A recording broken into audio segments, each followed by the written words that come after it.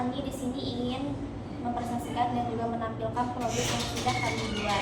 Di sini ada PPT yang interaktif yang kami buat dengan judul Etika dan Integrasi Ilmiah, membangun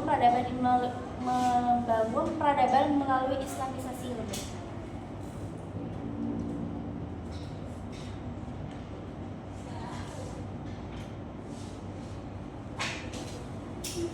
Selanjutnya di sini ada anggota saya Nurul Agnia selaku moderator dan juga presentasi, dan juga teman saya Putra Bianto Adawiyah, saya Lailati Sa'diyah.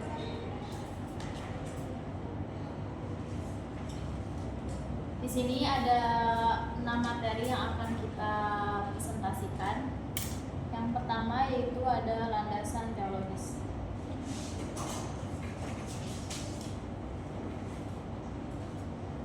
Landasan teologis. Landasan teologis dalam pendidikan Islam merupakan pijakan utama yang bersumber pada kebenaran wahyu dan pemikiran tentang hubungan antara Tuhan dengan manusia. Secara esensial, teologi memberikan arah agar seluruh proses pendidikan selalu berorientasi pada pengesaan Allah Subhanahu wa Ta'ala, yaitu tauhid dan keimanan yang rasional. Hal ini diperkuat dengan dimensi spiritualitas, yaitu kekuatan batin dan nilai moral yang menghidupkan keyakinan tersebut di dalam jiwa peserta didik.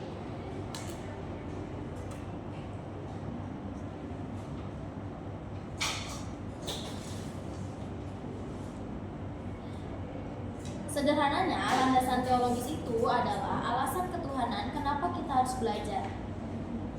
Kita tidak mencari ilmu cuma buat gaya-gayaan atau cari kerja saja, tapi karena itu adalah perintah langsung dari Tuhan. Bayangkan ilmu itu seperti cahaya. Kalau kita menghubungkan pikiran kita dengan nilai-nilai ketuhanan, wahyu, maka ilmu yang kita dapatkan tidak akan membuat kita tersesat atau sombong. Jadi belajar itu bukan cuma soal mengasah otak, tapi juga soal mengasah hati agar kita tetap punya moral yang baik. Di sini ada lanjutannya. Lanjutannya, integritas adalah aspek teologi dan spiritualitas. Ini bertujuan untuk menyatukan kecerdasan intelektual dengan pemahaman religius yang mendalam. Dengan menggabungkan keduanya, pendidikan Islam tidak hanya mentransfer ilmu pengetahuan, tetapi juga membentuk karakter yang berakhlak mulia demi mewujudkan sosok manusia sempurna atau insan kamil.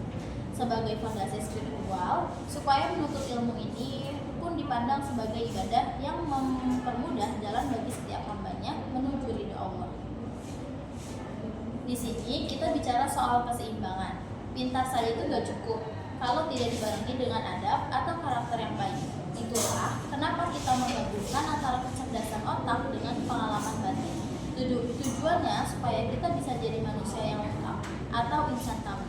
Jadi setiap kali kita merasa lelah belajar, ingatlah bahwa aktivitas ini dinilai sebagai ibadah dengan niat yang benar. Setiap kesulitan yang kita temui saat belajar justru menjadi jalan yang mempermudah kita menuju kebaikan di akhirat nanti. Baik, untuk selanjutnya di sini ada hadis pertama. Barang siapa yang menyelesaikan kesulitan seorang mukmin dari berbagai kesulitan dunia, niscaya Allah akan memudahkan atau berbagai kesulitannya di hari kiamat. Barang siapa memudahkan orang yang kesulitan, niscaya Allah akan memudahkan baginya di dunia dan di akhirat. Dan barang siapa yang menutupi aib seseorang muslim, Allah akan menutupi aibnya di dunia dan di akhirat. Allah akan selalu menolong hamba-hambanya itu menolong saudaranya. Siapa yang menempuh jalan untuk mendapat ilmu, Allah akan memudahkan baginya jalan ke surga. Suatu kelompok yang berkumpul di salah satu rumah Allah membaca kitab-kitab Allah dan mempelajarinya, niscaya akan diturunkan kepada mereka ketenangan, dilimpahkan kepada mereka rahmat.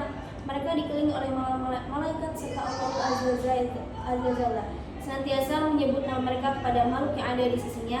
Barang siapa yang lambat amalnya, hal itu tidak akan dipercepat oleh dasarnya. Hadis riwayat Muslim.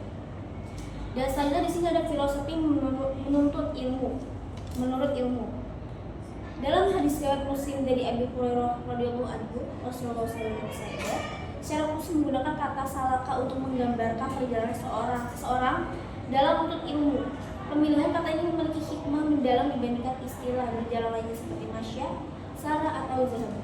Berbeda dengan kata masya yang sering dikaitkan dengan perjalanan untuk mencari kesenangan atau hiburan.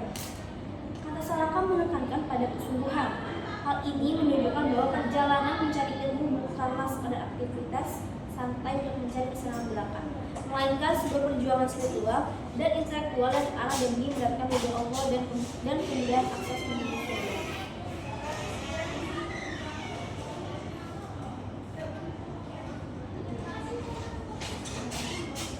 Nah, di sini selanjutnya ada kandungan hadis.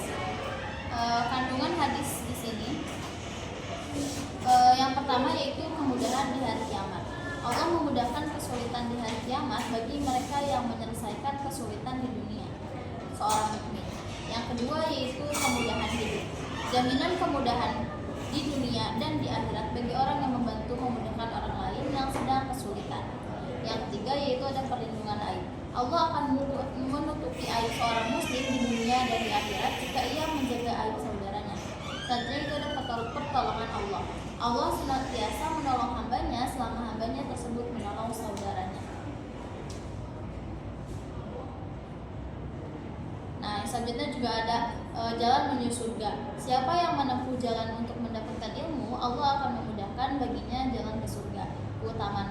Selanjutnya ada juga keutamaan majelis ilmu. Kelompok yang mempelajari Al-Quran akan mendapatkan ketenangan rahmat dan dikelilingi malaikat. Dan yang terakhir yaitu ada kelambatan dalam beramal tidak dapat dipercepat atau digantikan oleh kemuliaan nasab atau keturunan. Rasulullah dalam hadis ini sangat sederhana. Menjadi orang pintar, intelektual harus sejalan dengan menjadi orang baik dari segi sosial. Kita tidak bisa hanya fokus belajar demi mengejar surga, tanpa peduli untuk membantu kesulitan atau menjaga aib orang lain. Seseorang yang benar-benar serius mencari ilmu seharusnya memiliki hati yang peka untuk menolong sesama, karena Allah menjanjikan kemudahan di akhirat bagi mereka yang memudahkan urusan orang lain di dunia. Pada akhirnya, kemuliaan kita tidak ditentukan oleh keturunan atau siapa orang tua kita, melainkan dari seberapa besar kesungguhan kita dalam belajar dan berbuat baik.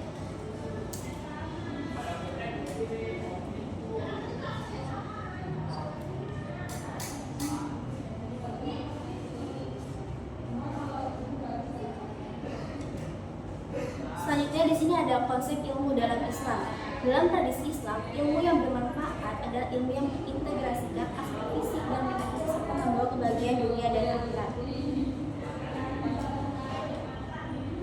Konsep ilmu dalam Islam ini, Islam secara garis besar itu mengelompokkan ilmu pengetahuan untuk memastikan keseimbangan antara kebutuhan spiritual dan duniawi. Yang pertama ada fardhu ain, merupakan ilmu dasar agama yang wajib dipelajari oleh setiap individu atau kalangan Islam, umat Islam, seperti tata cara sholat dan juga lain-lain. Ada juga fardhu kifayah, meliputi cabang ilmu yang lebih luas seperti sains, teknologi, kedokteran, dan industri yang diperlukan untuk kemajuan di masyarakat.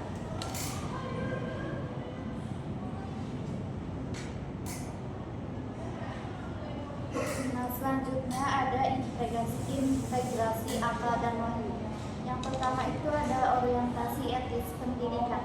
Sinergi antara akal dan wahyu berfungsi sebagai kompas etis untuk memahami dan menghayati makna kebaikan secara mendalam. Yang kedua ada keseimbangan rasionalitas dan spiritualitas. Integrasi ini menjadi fondasi untuk menjawab krisis nilai dan dalam pendidikan modern yang seringkali hanya berfokus pada aspek kognitif semata. Yang ketiga ada fungsi akal. Akal berperan sebagai potensi rasional untuk menalar, menganalisis, dan mempertimbangkan setiap tindakan secara logis. Terus yang keempat ada peran wahyu. Wahyu bertindak sebagai pedoman normatif yang memberikan arah dan batasan moral agar pemikiran manusia tidak terjebak dalam relativisme etis. Yang kelima pembentukan karakter.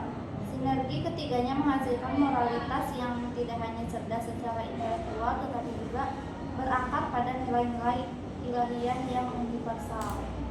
Selanjutnya itu ada yang keenam, integrasi akal, wahyu, dan moral. Yang keenam itu implikasi praktis. Pendidikan yang menggabungkan rasional kritis dengan nilai spiritual terbukti memperkuat pembentukan karakter dan kesadaran etis yang tinggi pada peserta didik.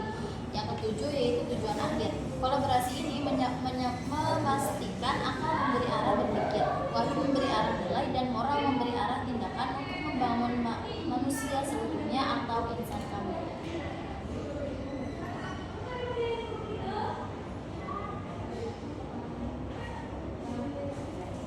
Selanjutnya ada adab dalam pembelajaran.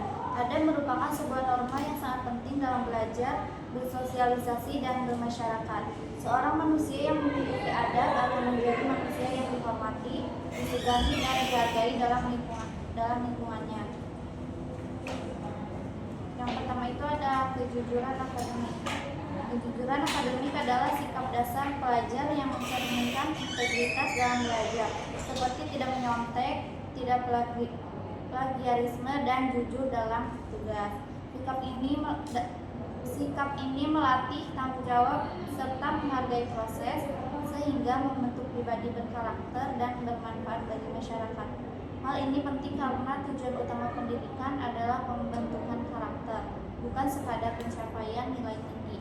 Dalam praktiknya, kejujuran akademik dapat diterapkan dengan cara yang pertama itu menuliskan sumber referensi secara benar, yang kedua menghindari menyalin karya orang lain tanpa izin, yang ketiga mengerjakan tugas dan ujian secara mandiri, yang keempat mengakui kesalahan jika melakukan pelanggaran.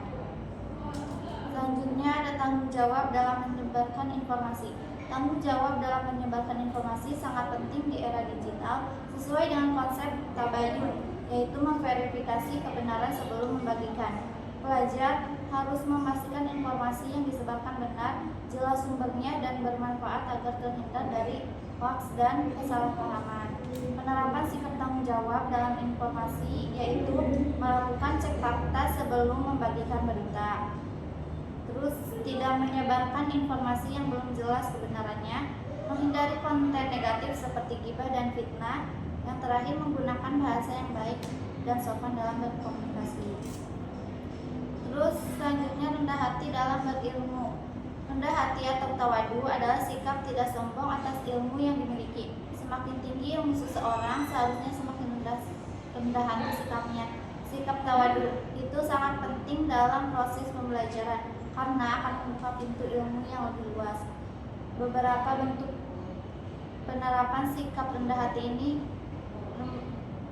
dalam berilmu antara lain.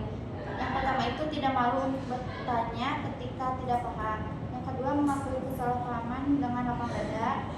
Yang ketiga menghargai pendapat orang lain. Yang keempat tidak merasa paling pintar atau paling benar. Mungkin cukup sekian presentasi dari kami. Bila ada salah kata kami mohon maaf. Wassalamualaikum warahmatullahi wabarakatuh.